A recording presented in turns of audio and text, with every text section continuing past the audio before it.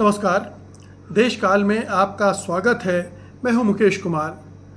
दोस्तों, दुनिया भर में विख्यात पत्रिका है टाइम, और वो हर साल दुनिया भर के 100 प्रभावशाली व्यक्तियों की, हस्तियों की एक सूची जारी करती है। 2025 के लिए भी उसने ये सूची जारी की है। लेकिन इस सूची में दो बड़ी महत्वपूर्ण बातें हैं, दो ऐसी खास बातें हैं जो हमारा ध्यान खींचती हैं, खींचना चाहिए।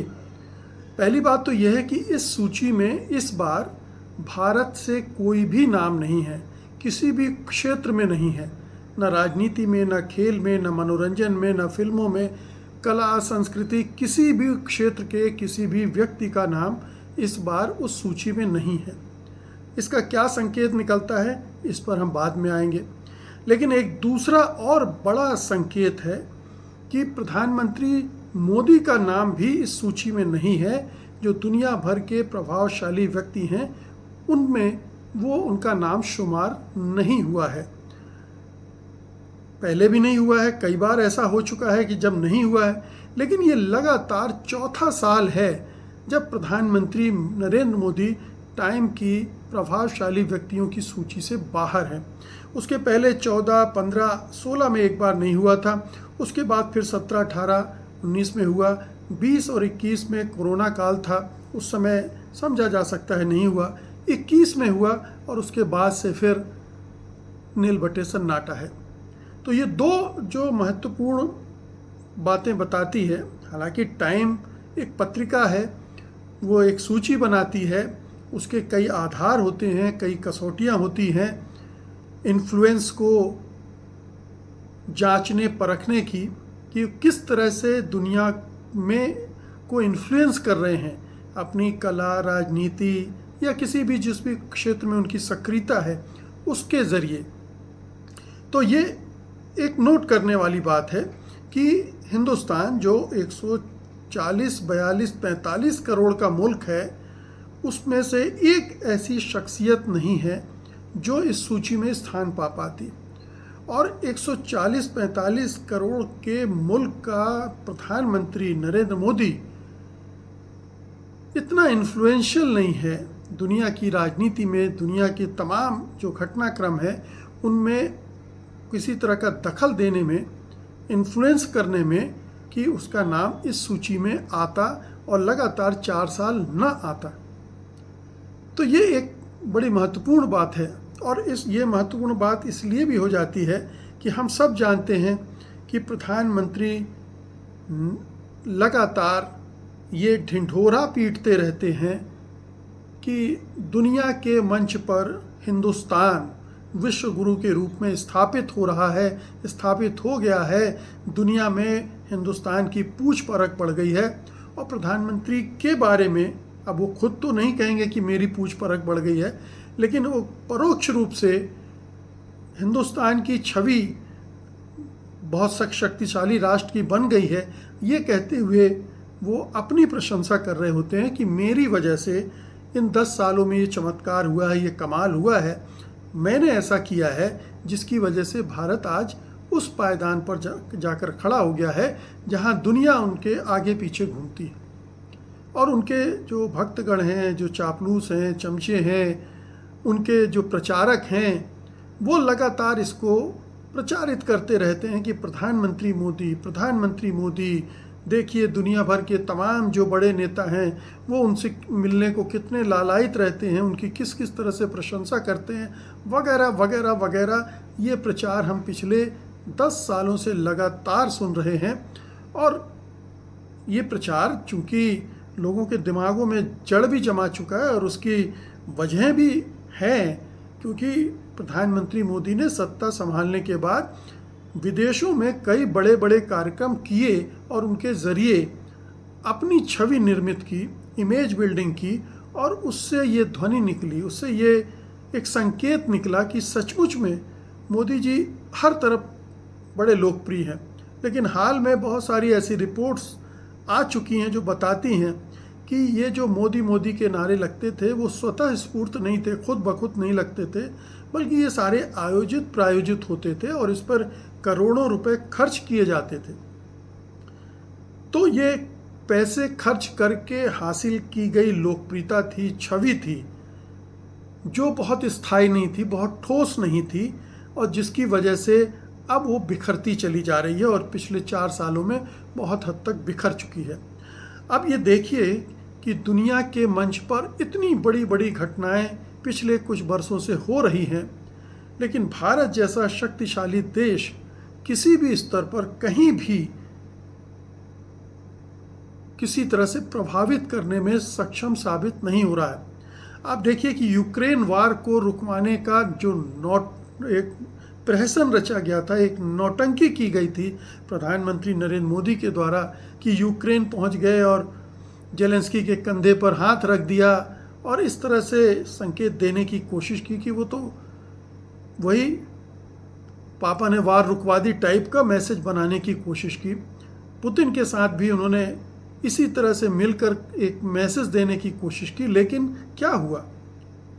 उनके जो जेम्स बॉन्ड हैं वो जाकर गिड़गिड़ाते हुए दिखे हमें डोभाल साहब पुतिन साहब के सामने सफाई देते हुए। एकदम से वो छवि ध्वस्त हो गई। फिर हमने देखा कि गजा में लगातार इतनी हत्याएं, नरसंहार हो रहे हैं। भारत सरकार की कोई भूमिका, कहीं से भी कोई सकारात्मक हस्तक्षेप की कोई कोशिश भी नहीं दिखी। तो पहले भारत कई तरह से दुनिया भर की घटनाओं में अपना प्रभाव इस्तेमाल करके अपना इन्फ्लुएंस दिखाता था, अपनी हैसियत, अपनी अहमियत दुनिया के सामने प्रस्तुत करता था। लेकिन इन सालों में कहीं से कोई पहल प्रधानमंत्री और मोदी सरकार की तरफ से नहीं हुई है। तो जाहिर है कि अंतर्राष्ट्रीय स्तर पर उनकी ख्याति, और उनके ख्याति तो छोड़िए, भारत की जो ताकत है वो भी दिखलाई नहीं दी। देखिए कि ट्रंप आए और उन्होंने धड़ाधड़ टैरिफ लगाने शुरू कर दिए। बहुत सारे देश खड़े हुए, लड़ने की मुद्रा में खड़े हुए, जवाब देने की मुद्रा में खड़े हुए।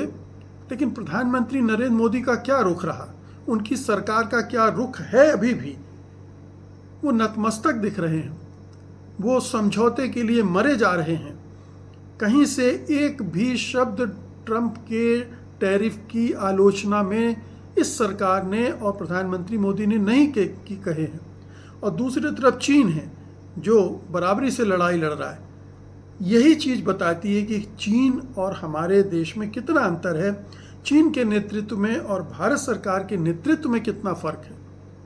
वहाँ आत्मसम्मान है, स्वाभिमान है, देश के हितों की चिंता है, और यहाँ वो सब नदारत दिखती है।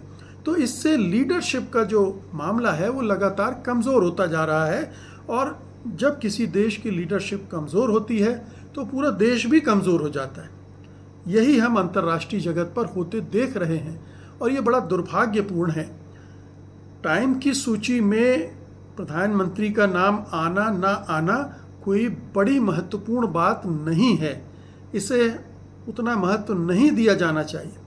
लेकिन ये कुछ चीज़ों का जो संकेत देता है उसको अनदेखा भी नहीं किया जाना चाहिए। टाइम मैगज़ीन में अगर प्रधानमंत्री मोदी आ जाते तो कोई ऐसा नहीं कि 4 चांद लग जाते उनकी प्रतिष्ठा में या देश की प्रतिष्ठा में। लेकिन जो 4 साल से सूखा पड़ा हुआ है वो क्या बताता है? वो यही बताता है कि प्रधानमंत्री नरेंद्र मोदी की चमक अब गायब हो चुकी है। वो आभा मंडल जो उन्होंने बनाया था अपने इर्द गिर्द, वो उसका क्षरण हो चुका है, और जो दुनिया में इन्फ्लुएंस करने की भारत की हैसियत और ताकत थी वो भी उसी के साथ साथ खत्म होती जा रही है। टाइम मैगज़ीन का आपको याद होगा कि कुछ ही समय पहले उसने मोदी को डिवाइडर इन चीफ कवर पर रखा था। डिवाइडर इन चीफ मतलब विभाजित करने वाला एक नेता भारत का, ये कह के दिया था, और बड़ी तीखी स्टोरी की थी। और जाहिर है कि अंतर्राष्ट्रीय जगत में इसका एक अलग मैसेज गया था। तो डिवाइडर इन चीफ अभी भी डिवाइडर इन चीफ बनकर भारत में वही काम कर रहा है और उसकी सरकार है या उसकी पार्टी है या उसके जो संघ परिवार है वो भी इसी काम में लगा हुआ है। तो वो डिवाइडर इन चीफ वाला जो तमगा है उनका, वो और भी मजबूत होता जा रहा है। और एक जो भारत की अंतर्राष्ट्रीय छवि है जिसमें एक सेकुलर लीडर की भूमिका का महत्व था, वो लगातार गिरता जा रहा है। कई पैमानों पर चूंकि भारत गिर चुका है, लोकतंत्र के इंडेक्स में गिर चुका है, फ्रीडम ऑफ प्रेस के इंडेक्स में गिर चुका है, तमाम पैमानों पर लगातार गिरता जा रहा है, इसलिए भारत की अहमियत भी गिरती जा रही है। ये ठीक है कि भारत एक बड़ा बाज़ार है और बहुत सारे देश इस बाज़ार के लिए भारत को महत्व देते हैं। इसलिए नहीं कि प्रधानमंत्री नरेंद्र मोदी बहुत सक्षम नेतृत्व वाले हैं इसलिए उनको महत्व देते हैं। उन्हें इस बाज़ार से मतलब है, उन्हें कारोबार से मतलब है, अपने देश के इंटरेस्ट साधने से मतलब है, इसलिए वो महत्व देते हैं। अगर नरेंद्र मोदी की जगह कल को कोई और प्रधानमंत्री होगा उसे भी महत्व मिलेगा। इसके पहले जो प्रधानमंत्री थे उनको भी कम महत्व कभी नहीं मिला, चाहे अटल बिहारी वाजपेयी हो, मनमोहन सिंह हो या उनके पहले के प्रधानमंत्री हो, कोई तुलना नहीं है। लेकिन ये साफ है।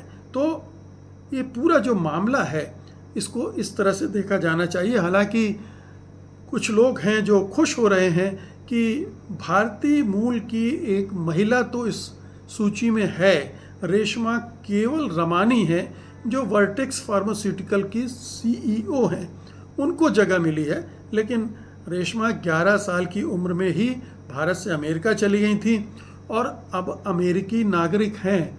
तो ये भ्रांति हमें नहीं पालना चाहिए कि भारतीय मूल का कोई व्यक्ति अगर इस सूची में आ गया तो वो हमारी उपलब्धि है, उस उपलब्धि में हमारा कोई योगदान नहीं है, और योगदान नहीं है तो हमारी हिस्सेदारी भी नहीं है।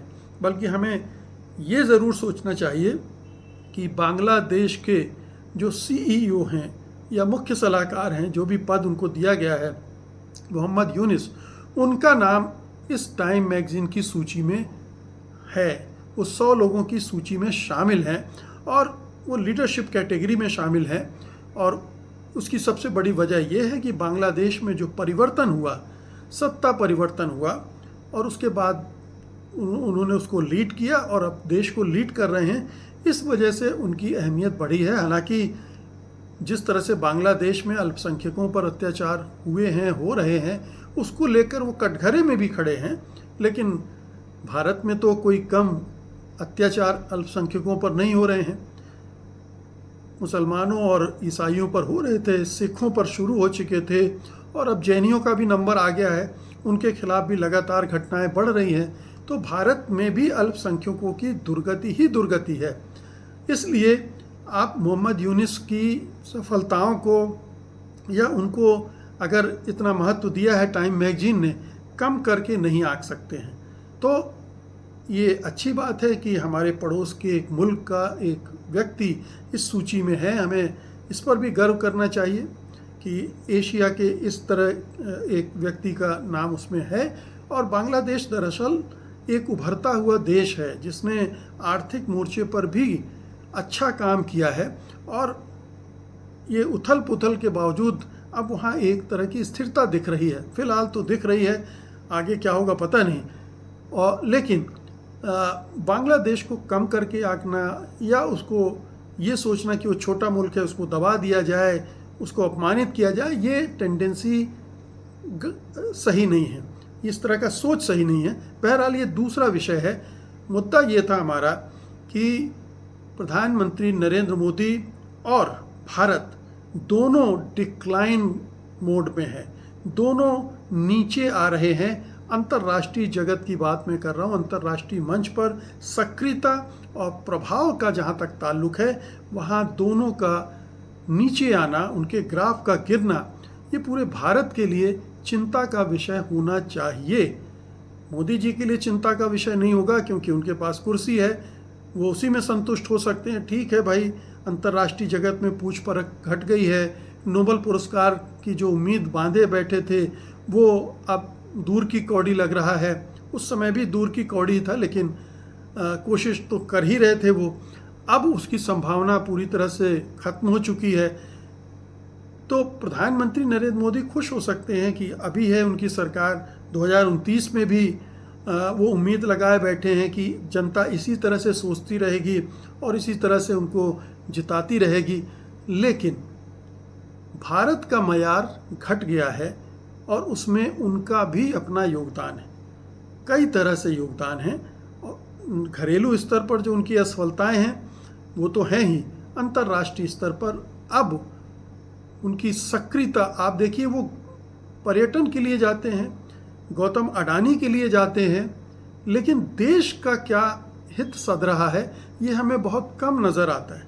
अब आप कहीं जाएंगे तो 2-4 छोटे मोटे MOU समझौते तो होंगे ही, वो हो रहे हैं, लेकिन कोई बड़ा आपने काम किया हो कि दक्षिण एशियाई देशों को एकजुट होकर एक बाज़ार बनाकर टैरिफ के हमले या दूसरे हमलों से बचाने की कोई पहल की हो, या कोई नया आइडिया आपने अंतर्राष्ट्रीय जगत में रखा हो, या UN में आपने कोई एक ऐसा ठोस प्रस्ताव रखा हो जिस पर अंतर्राष्ट्रीय बिरादरी सोचने को बाध्य हो गई हो, या दुनिया भर में जहां कन्फ्लिक्ट चल रहे हैं वहां आपने उनके रेजोल्यूशन के लिए, उनकी समाधान के लिए आप कोई मध्यस्थता कर रहे हों कहीं सक्रिय ढंग से, ऐसा कहीं कुछ नहीं दिख रहा है।